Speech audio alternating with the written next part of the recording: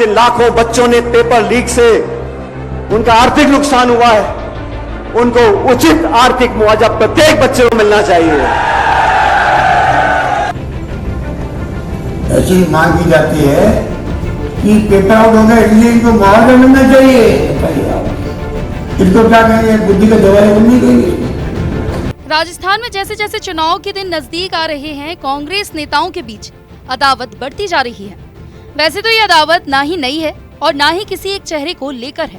प्रदेश की सियासत में समय समय पर कांग्रेस में चेहरे बदलते रहे, अदावत चलती रही, मगर बीते कुछ सालों में एक ऐसी अदावत है जिसने न केवल राजस्थान बल्कि कांग्रेस के दिल्ली दरबार में भी दहशत फैला रखी है।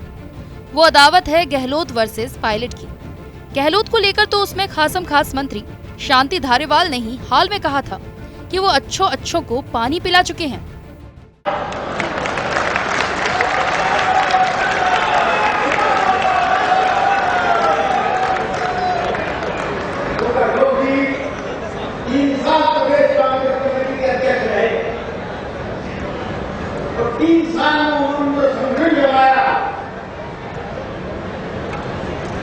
हाईकमान इतना पसंद हुआ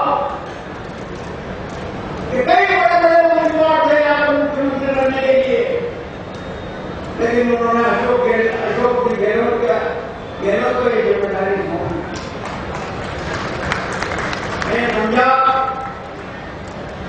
बाबू आप उस संदर्भ में ऐसी बात कर रहे हो तो मैं उसी संदर्भ में ये बात कह रहा हूं कि उसने आपसे अच्छों को पानी पिला दिया। अब आपको गहलोत और पायलट की पहले हालिया बयानबाजी की वो तस्वीर दिखाते हैं जिसको लेकर हल्ला मचा हुआ है। जिन लाखों बच्चों ने पेपर लीक से उनका आर्थिक नुकसान हुआ है, उनको उचित आर्थिक मुआवजा प्रत्येक बच्चे को मिलना चाहिए। ऐसी मांग की जाती है कि पेपर आउट हो गया इसलिए इनको मुआवजा मिलना चाहिए। इसको क्या कहेंगे, बुद्धि का दवाई नहीं कहेंगे इसको। दरअसल सचिन पायलट ने वसुंधरा सरकार के कार्यकाल के दौरान उठाए गए भ्रष्टाचार के मामलों की जांच को लेकर जनसंघर्ष यात्रा निकाली थी। साथ ही प्रदेश में हो रहे पेपर लीक पर भी सवाल खड़े किए थे, जिसके जवाब में मुख्यमंत्री अशोक गहलोत ने गुरुवार को अपना पक्ष रखा। वैसे ये पहला मौका नहीं था जब दोनों ने बयानों पर वार पलटवार किया।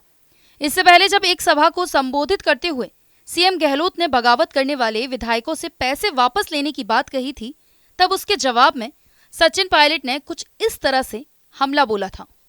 मैंने यहाँ तक कह दिया हमारे एमएलए को जितने पैसा लिया है, मान लो 10 करोड़ लिया है, 20 करोड़ लिया है, जो भी लिया है, कुछ खर्च कर दिया हो, वो खर्च किया पोर्शन मैं दे दूंगा, AICC दिलवा दूंगा उनको वापस। अमित शाह को 10 करोड़ दो वापस, 15 करोड़ 15 करोड़ दो उसको, उसका पैसा मत रखो। उसका पैसा रखोगे हमेशा अमित शाह आपके दबाव बनाए रखे, वो गृह मंत्री भी है। इतना लंबा समय राजनीति में हम लोगों को हो गया, बड़े बड़े पदों पर रहे, पायलट साहब भी रहे, मैं भी रहा। एक फूटी कौड़ी का आरोप लगाए जाते हैं। और आरोप किन पे लगा रहे हैं? हेमाराम चौधरी जी पे लगा रहे हैं,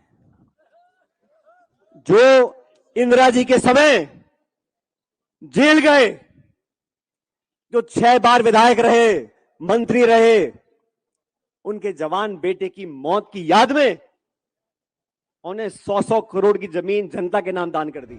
अब जब बात बगावत की ही हुई है तो आपको 2020 का भी मुख्यमंत्री अशोक गहलोत का वो बयान सुनवा देते हैं, जब उन्होंने अपने ही उप मुख्यमंत्री को लेकर क्या क्या नहीं कह दिया था। वजह थी पायलट का अपने समर्थित विधायकों को लेकर मानेसर में डेरा जमा लेना।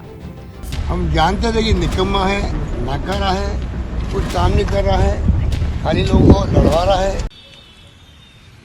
मुझे बहुत कुछ कहा गया, कोरोना, गद्दार, निकम्मा आदि, और जो ये आरोप परसों लगाए गए, ये 2.5 साल से मैं आरोप सुन रहा था। 2020 में भी ये बगावत क्यों शुरू हुई, इसकी कहानी कहा जा सकता है कि प्रदेश के बच्चे बच्चे को पता है कि किस तरह 2018 में कांग्रेस की जीत के बाद सवाल उठा मुख्यमंत्री का, तो गहलोत और पायलट के समर्थक आमने सामने आ गए थे।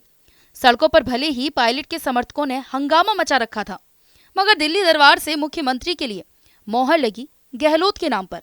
अब एक बार फिर राजस्थान चुनावी दहलीज पर दस्तक दे रहा है और कांग्रेस में फिर गहलोत वर्सेस पायलट की अदावत अपने चरम पर दिख रही है। पिछली बार गहलोत की जादूगरी चली थी, क्या इस बार भी वही होगा जो राजस्थान की राजनीति में पिछले 3 बार से होता आ रहा है?